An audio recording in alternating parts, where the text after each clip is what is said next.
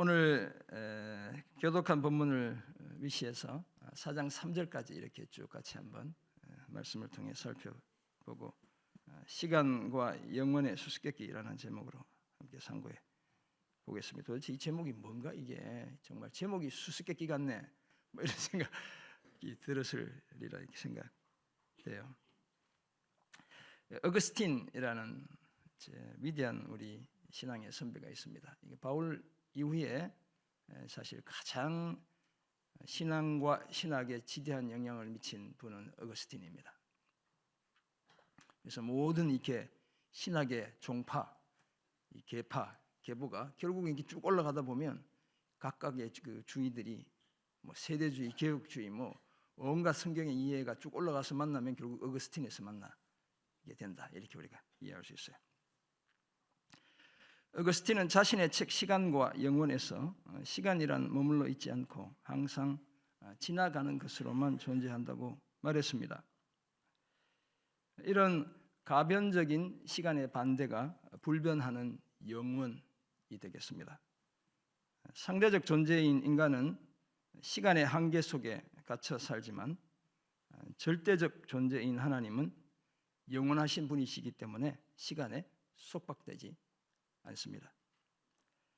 시간과 영원의 차이는 그 길이의 차이를 넘어 본질적인 차이를 가지고 있다, 이렇게 말할 수 있습니다. 하나님의 영원성, 우리가 영원하신 하나님 이렇게 이야기하잖아요. 이것은 단순히 시간의 무한한 연장이 아니고 시간을 초월한 절대 불변성에서 비롯되는 것이다, 이렇게 이해합니다. 그래서 우리 하나님은 우리가 이렇게 고백하죠. 어제나 오늘이나 영원토록 동일하다. 이게 하나님의 영원성인 것입니다. 따라서 우리 시간의 한계에 갇혀 사는 우리가 영원히 동경해야 할 유일한 분이 계시다면 바로 하나님이다, 이렇게 말할 수 있습니다. 어거스틴에 따르면 무에서 창조된 인간은 무로 귀환하려는 경향성을 가집니다. 그래서 이제 크레아티오 엑스 니힐로라고 하거든요. Creation from nothing인데 우리 인간은 무로부터 창조되었는데 그 무로 돌아가려는 경향을 가지고 있다는 거예요. 어거스틴은 이것을 하나님을 거역하려는 인간의 경향성으로 이해했습니다. 교만한 인간은 영원한 하나님을 저버리고 유한한 인간 자신을 지나치게 축혀 세웠습니다. 인간은 마땅히 사랑해야 할 하나님 대신 자신과 세계를 지나치게 사랑했죠. 그 결과 하나님의 말씀에 불순종하는 타락에 이르고 만 것입니다. 이제 이 일, 곧 노동의 의미가 퇴색되었고 해 아래에서 행하는 모든 수고가 헛된 것으로 여겨졌습니다. 그렇게 사는 이 당혹스러운 삶이 수수께끼로 다가올 수밖에 없습니다. 오늘 본문 전도서 3장 1절에서 8절에 따르면 범사에 기한이 있고 천하 만사에 다 때가 있습니다. 그 때는 덧없이 지나가는 날들에 해당하죠. 이럴 때도 있고 저럴 때도 있다는 식의 냉소적인 태도가 엿보입니다. 마치 영혼은 해결할 수 없는 수수께끼인 것처럼 느껴집니다. 그래서 그 때를 다 이야기한 다음 우리가 읽진 않았지만 3장 9절을 보면 일하는 자가 그의 수고로 말미암아 무슨 이익이 있냐라며 일의 의미, 그 수고의 의미, 노동의 의미를 부인하죠. 하지만 삶과 일에 대한 이런 냉소적인 태도는 올바른 성경적 태도가 결코 아닙니다. 우리는 전도자의 이런 선동에 속지 않아야 합니다. 오히려 전도자가 이따금씩 하나님에 대한 믿음의 근거에 사는 말들에 더욱 귀를 기울여야 합니다. 그것이 바로 유한한 시간 속에서도 자기 일을 즐거워하는 것입니다. 그래야 시간에 속해 있지만 영원이라는 수수께끼에 한 걸음 더 가까이 다가갈 수 있습니다. 이런 이해를 바탕으로 삶을 이해하고 믿음으로 비상해야 하는 우리가 오늘 본문에서 발견하는 세 가지 사실, 이렇게 한번 정리해 보았습니다. 제가 모든 일에 때가 있습니다. 때가 당연히 있죠. 우리 특별 새벽기도 때여가지고 지금 우리가 새벽마다 이렇게 나오고 있습니다. 시간에는 한계가 있습니다. 그리고 끝으로 그런 시간의 한계 속에 영혼을 바라보며 살아가는 우리 자기 일을 즐거워해야 한다는 사실을 함께 말씀을 통해 발견해 보겠습니다. 전도서에는 가장 많이 등장하는 말은 헛되다는 말입니다. 39번이 등장하고 두 번째 많이 등장하는 말이 해 아래서라는 말이 해 아래서라는 말이 이제 1장 3절에서부터 시작해서 무려 29번 반복해서 계속 등장합니다. 유한한 이 땅에서의 삶에 대한 과도한 집착을 버리고 늘 영원한 하늘에 시선을 두고 살아야 한다는 사실을 역설적으로 말하고 있다. 이렇게 이해할 수 있겠습니다. 타락한 이후 지상에서의 인간의 시간은 유한합니다. 육체적인 죽음은 의인과 악인을 가리지 않고 모두에게 반드시 찾아오죠. 그렇다고 해서 전도자가 이 땅에서의 삶을 깡그리 다 무시하진 않습니다. 왜냐하면 자신의 헛되다는 이 장광설 중에 빈번하게 하나님에 대해 믿음에 대해 언급하고 있기 때문에 그렇습니다. 하나님은 해 아래에서 아주 깊게 우리 인간의 삶에 개입해서 활동하시는 그런 분이시죠. 이런 이해를 바탕으로 우리가 깨닫게 되는 첫 번째 사실은 모든 일에 때가 있습니다.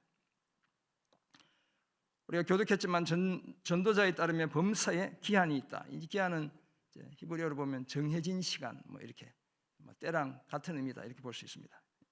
천하 만사에 다 때가 있습니다. 그래서 이게 기한이라는 단어, 때라는 단어 서로 다른 단어를 쓰고 그 다음에 때는 다 같은 단어를 쓰고 있어요. 날 때가 있고 죽을 때가 있으며 심을 때가 있고 심는 것을 뽑을 때가 있습니다. 그러니까 인생을 이야기하고 농사를 이야기하고 여러 가지 이렇게 비유적 그림을 가져와서 이야기하고 있어요. 죽일 때가 있고 치료할 때가 있으며 헐 때가 있고 세울 때가 있습니다. 전쟁을 의미하기도 하고 건축을 의미하기도 하고 이렇게 이제 이야기하고 있어요. 울 때가 있고 웃을 때가 있고 슬퍼할 때가 있고 춤을 출 때가 있습니다. 돌을 던져버릴 때가 있고 돌을 거둘 때가 있고 이것도 이제 전쟁의 의미일 수도 있고 또는 성적인 의미다. 뒤에 이제 나와 있는 안을 때가 있고 안는 일을 멀리할 때가 있다. 이렇게 사랑을 나눌 때가 있고 나이가 들면 그것도 하지 못할 때가 있다. 이렇게 이야기하는 거예요. 찾을 때가 있고 잃을 때가 있으며 지킬 때가 있고 버릴 때가 있습니다. 찢을 때가 있고 꿰맬 때가 있고 이것은 이제 장례식에서의 그림이다. 옷을 찢으며 슬퍼하는 이런 그림이다. 이렇게 이야기하게 돼요. 잠잠할 때가 있고 말할 때가 있습니다. 그리고 사랑할 때가 있고 미워할 때가 있으며 전쟁할 때가 있고 평화할 때가 있습니다.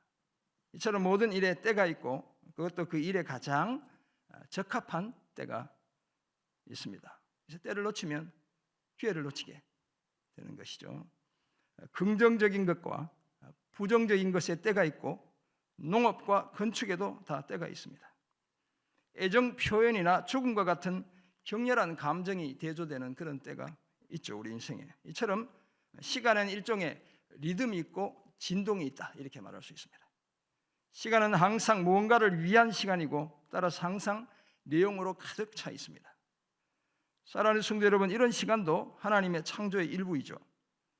하나님이 우리의 개인 생활과 사회 생활을 구성하시는 방편이기도 합니다. 창세기 1장에서 밤과 낮이 나뉜 뒤로 온 인류에게 주어진 창조의 축복이고 선물입니다. 그렇다면 하나님의 창조의 질서에 맞춰 사는 삶이 지혜로운 삶이 되죠. 따라서 지금이 어떤 때인지를 아는 것이 지혜입니다. 저희 아내는 밤에만 일을 하기 때문에 창조의 질서를 어기며 살고 있어요. 그래서 밤에 일하는 분들이 그래서 몸이 특별히 이렇게 유방암이 많이 걸리고 이렇게 하는 거예요. 그래서 하여튼 이 질서를 잘 맞춰 살아야 되는데 제 목회가 끝나면 아마 맞춰 살게 되리라 이렇게 생각되어져요. 모든 일엔 다 때가 있죠. 인생엔 계절이 있고 그 계절마다 적합한 일이 있습니다. 그래서 폴 투르니에라는 분이 인생의 사계절이라는 책을 쓴 거예요. 그렇다면 우리는 그때에 무엇을 해야 할지를 결정해야 합니다. 때로는 기회를 붙잡아야 하고 때로는 다음 기회로 미루기도 해야 하는 겁니다. 분명한 것은 성경이 말하고 있죠. 고린도후서 6장 2절 보면 지금은 은혜 받을 만한 때요 지금은 구원의 날인 줄 믿습니다. 때가 악하기 때문에 믿는 우리는 세월을 아껴야 될 줄 믿습니다. 이 세월을 아끼라는 말이 시간과 시대를 구속하라 이런 말도 되고 기회를 가장 선용하라는 의미도 돼요. 우리가 바로 세월을 아끼는 삶을 살아내야 될 줄 믿습니다. 이런 복된 삶을 힘쓰는 우리 모두가 되기를 주의 이름으로 축원합니다. 아멘. 오늘 본문을 통해 깨닫게 되는 두 번째 사실로 시간엔 한계가 있습니다. 때가 있을 뿐만 아니라 한계가 있죠. 전도자는 3장 9절에서 일하는 자가 그의 수고로 말미암아 무슨 이익이 있으랴라고 말합니다. 노동의 가치, 그 수고의 일의 가치가 무엇인지를 물으며 마치 앞에서 말했던 모든 때를 다 부정적인 시선으로 바라보는 듯 합니다. 그래서 하나님이 인생들에게 노고를 주사 애쓰게 하신 것을 내가 보았다고 말하죠. 하나님이 모든 것을 지으시되 때를 따라 아름답게 하셨고 또 사람들에겐 영원을 사모하는 마음을 주셨지만 하나님이 하시는 일의 시종, 곧 처음과 끝은 사람이 측량할 수 없습니다. 이처럼 하나님은 사람의 마음속에 영원에 대한 인식을 심어두셨습니다. 시간을 초월해 영원히 계시는 분이시기에 그 형상을 따라 지음받은 이 사람 속에 영원을 사모하는 마음을 심어두셨다, 씨를 심어두셨다, 이렇게 이해할 수 있습니다. 하지만 범죄 이후 인간은 땅에서 유한한 삶을 살아야 했죠. 과거도 제대로 다 알 수 없고 미래에 관한 지식은 불확실하고 오늘도 그리 안정적이지 못합니다. 다만 사는 동안에 기뻐하며 선을 행하는 것보다 나은 것이 없다는 사실을 깨닫습니다. 또한 사람마다 먹고 마시는 것과 수고함으로 낙을 누리는 것이 하나님의 선물인 것도 압니다. 하나님께서 행하시는 모든 것은 영원히 있고 그 위에 더할 수도 없고 그것에서 뺄 수도 없는데 하나님이 이와 같이 행하시면 사람들이 그의 앞에서 경외하게 하려 하심인 줄도 깨닫게 됩니다. 이제 있는 것이나 장래에 있는 것이 다 옛적에 있었지만 하나님은 이미 지난 것을 다시 찾으신다고 말씀하죠. 지난 일에 대해 반드시 책임을 물으신다, 이런 뜻이 되겠습니다. 사랑하는 성도 여러분, 과학은 시간과 공간의 기원을 찾아 늘 여행을 떠나죠. 이 존재가 어떻게 비롯되었는지를 끊임없이 탐구하고 있어요. 그래서 뭘 만들어냈어요? 빅뱅 이론을 만들어낸 거예요. 빅뱅 이론을. 하지만 그 응축된 폭발이 일어나가지고 이렇게 존재가 시작됐는데 그 응축된 힘의 근원을 밝히지 못하는 거예요. 이 과학이. 시간과 공간의 설계자인 영원하신 하나님이 빠져있기 때문에 찾아낼 수 없습니다.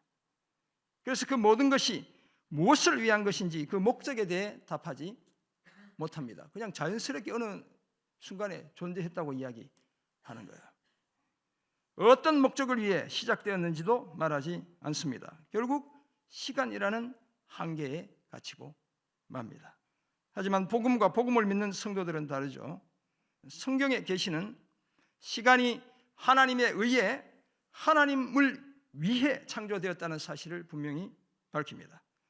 하나님의 아들이신 예수님을 통해 우리 인간이 시간의 한계를 극복하고 영원으로 나아갈 길도 마련되어 있습니다.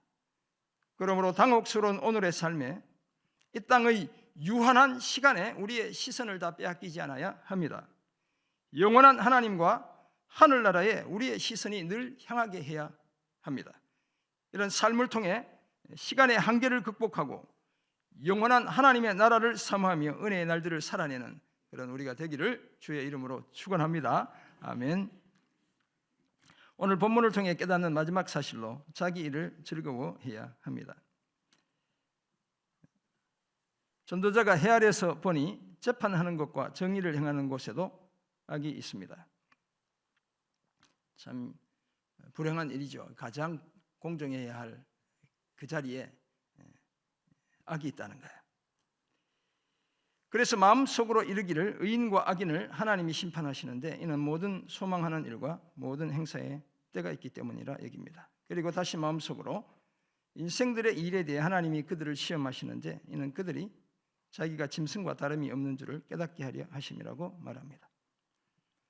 인생이 당하는 일을 짐승도 당하는데 그들이 당하는 일이 일반이래요. 같다는 얘기죠.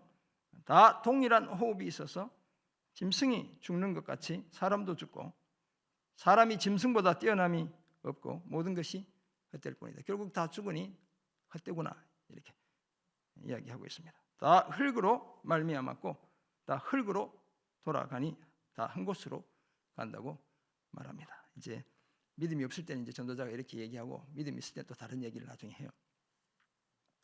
인생들의 혼은 위로 올라가고 짐승의 혼은 곧 아래 곧 땅으로 내려가는 줄을 아는 사람조차 없다고 말하죠. 이제 우리가 이제 마지막 날 보면 이제 흙은 여전히 땅으로 돌아가고 영은 그것을 주신 하나님께로 돌아간다는 이야기를 이제 하게 돼요. 그래서 전도자는 사람이 자기 일에 즐거워하는 것보다 더 나은 것이 없음을 보았다고 말합니다. 하지만 그 뒤에 일어날 일이 무엇인지 보게 하려고 죽은 사람을 다시 데려올 수 없다고도 이야기하죠. 이런 깨달음 뒤에도 전도자의 고민은 계속 이어집니다. 전도자가 다시 해 아래에서 행하는 모든 학대를 살펴보았더니 학대받는 자들이 눈물을 흘리지만 위로하는 자가 없대요. 그들을 학대하는 자의 손에 권세가 있지만 학대를 당하는 사람은 아무도 위로해 주지 않는다고 말합니다. 그래서 아직 살아있는 산자들보다 죽은 지가 오래된 죽은 자가 더 복되다. 마치 욥이 하는 그런 고백처럼 들리죠. 그리고 이 둘보다 아직 출생하지 않아 해 아래에서 행하는 악을 보지 못한 자가 더 복되다라고 말합니다. 출생의 의미, 삶의 의미마저 부인하며 삶의 당혹스러움, 수수께끼 같은 삶을 계속 지적하고 있습니다. 사랑하는 성도 여러분, 전도자의 한탄이나 넋두리에 상관없이 우리는 우리의 일 곧 노동의 의미를 격화시키지 않아야 합니다. 일을 처음 시작하신 분도, 사람이 일을 하게 하신 분도 하나님입니다. 창조의 원리에 따르면 일은 인류의 존재 방식 중에 하나이죠.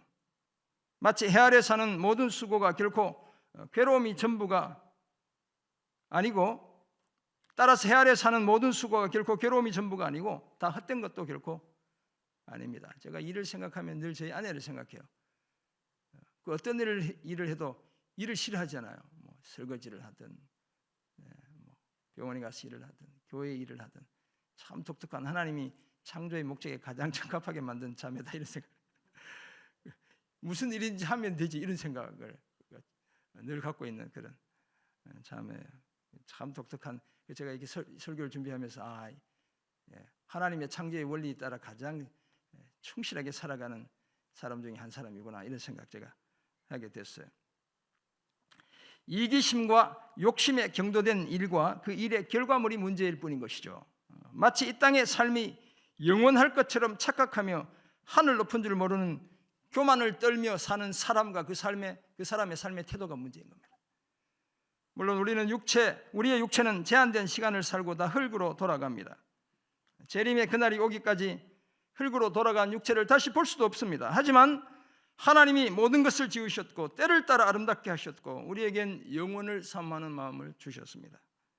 이런 하나님은 영원하시고 그 하시는 일도 영원합니다. 그래서 우리는 유한한 시간을 넘어 영원을 가슴에 품고 살아갈 수 있습니다.